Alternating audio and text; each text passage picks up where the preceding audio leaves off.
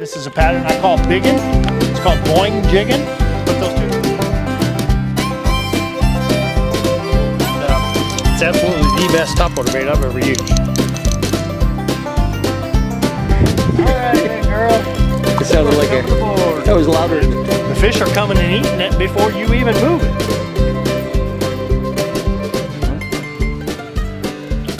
Now, Tab, tell us a little bit about this bait that you've tied on.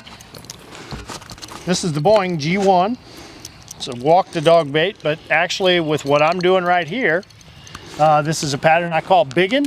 It's called Boing G1. Put those two together, you get Biggin. And that's also kind of the description of what this thing catches. But what it is a little bit different style than I think, well, I've certainly never seen anybody ever doing this before, and it's kind of something that I developed. But I'm taking this thing and I'm jig pitching it softly, quietly into places that you wouldn't normally be throwing a topwater bait. And this thing will get in there and it will get bit by big fish, and it's just incredible. It sometimes, you know, just makes fish strike when they wouldn't normally bite something, and you get to see the whole thing when the fish comes up and gets it.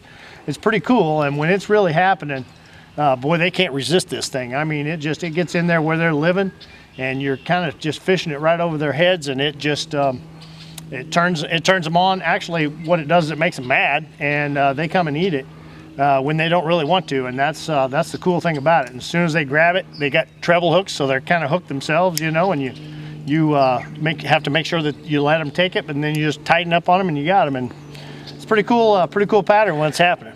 Now, much of what you described is pretty common to top water, but what's really unusual about this is how the presentation. We have a walk the dog bait, but we are rarely walking the dog with it. No, what I'm doing with it really is just I'm tossing it out there into shallow areas where you wouldn't normally be throwing a topwater bait, and to begin with, I'm just letting it sit there. And the shocking thing is a lot of times the fish are coming and eating it before you even move it. Now, if they don't do that right away, I'm just giving it a little bitty twitch, just enough to move it a few inches, just enough to make two things happen. One, it makes the thing move just enough to make it look alive. Secondly, it makes the rattle system activate, and you start getting a little rattle noise in there. And this thing has a different rattle than anything else in there. It's a suspended single little rattle in there that really works well, and even when you stop the bait, that thing continues to swing in there on a little pendulum, and it just works different than any other rattle system I've ever seen. And I just think these baits will outproduce any topwater. Well, I guarantee you they'll produce more bites than any topwater bait I've ever used. Another interesting thing is the strike that you get from the fish on these, or strikes. Obviously, if any fish or anything time around the spawning period, you can get a multitude of different types of strikes from fish. But you got to describe what we've been seeing so far. Well, typically what happens with this is when you throw it in there and it's just sitting right above the bed, the fish are kind of casual. They kind of look at it, they think about it, they're not sure what to do, and they don't like it sitting there. And if you leave it there long enough, most of the time the strikes are actually just sort of a casual swim up and grab it and turn away.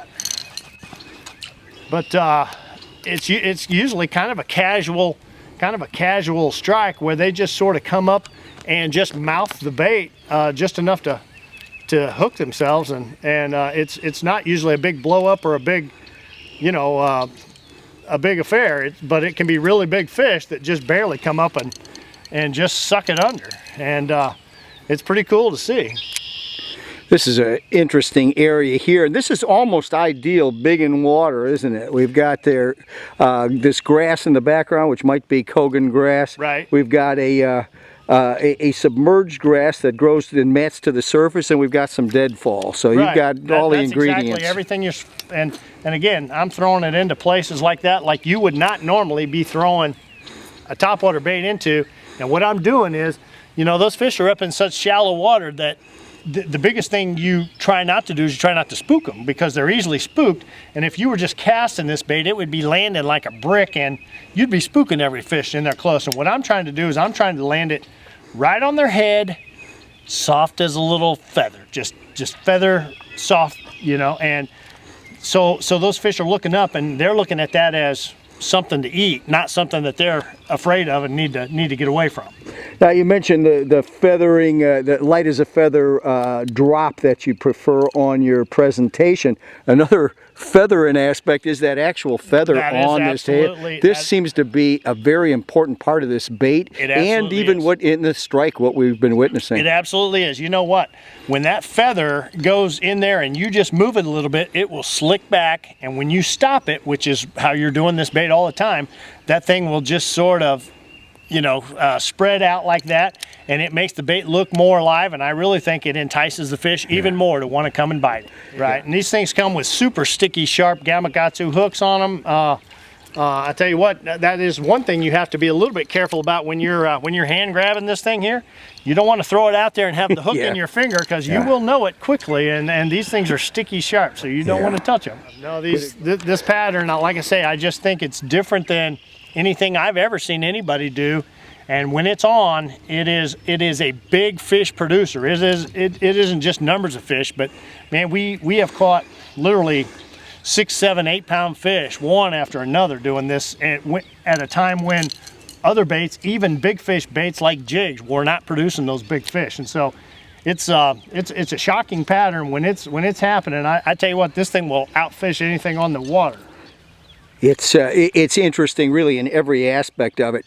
Tab, let's talk a little bit about our tackle, matching up our tackle to this technique, and what's requisite, really, in rod, reel, and line to be effective with this. Okay. Well, one of the first things that's different than what I would typically use on a topwater, because I'm throwing it into heavy cover, because I'm throwing it around wood and things like that, I've got basically the same line. I'm using 17-pound line on this, the same as I would use for jig fishing. So it's not what you would normally be throwing, you know, a topwater bait on.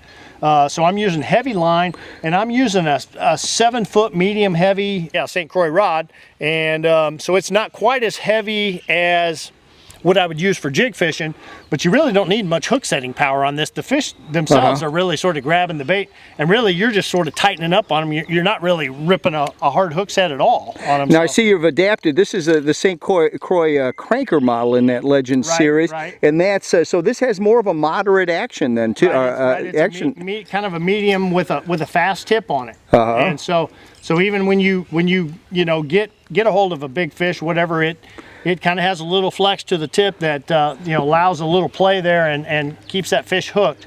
And I typically have my reel set a little bit loose, so that if you do get a hold of a really big fish, you can you can let it take some line on you, and it won't you know, rip the hook out of the fish's mouth, like can happen if you get a hold of a really big fish and you got your drag too tight. Now, one point that I'd like to include here, you mentioned 17-pound line, but I think it's imperative that we mention that it's monofilament. You need to have it. You want to have it floating to keep absolutely. Yeah, I don't use anything that fancy. It's just Bass Pro Shops Premium XL 17-pound mono, and it works fabulous. Now, one thing I will say that I do pretty religiously with it is I retie often. These baits, you know, are fish catchers, and they're fairly expensive, so you know, I don't want to lose the bait, number one, because I don't want to lose its fish catching ability. Number two, you know, I don't want to have to buy another one. So I do retie them often, especially when you're getting in all this kind of structure, cover. This line is strong, but any line, if you get cuts or nicks or whatever, 17-pound line turns into 7-pound line pretty quickly. Ideally, if you got more abrasion resistance, but presentation is really the key here. Right. And again, you're getting in just like you would really jig fish this stuff. You're getting close, you're tossing it in softly, and really you're just trying to get fish antagonized enough to come up and eat the thing, but just not really because they want to eat it, just because they can't stand it being right above their heads like that. So you got to go super slow with it is the key. This is a pattern I call Biggin. It's called Boing G1. Put those two together. It's absolutely the best topwater bait I've ever used. All right, big girl. It sounded like that was louder.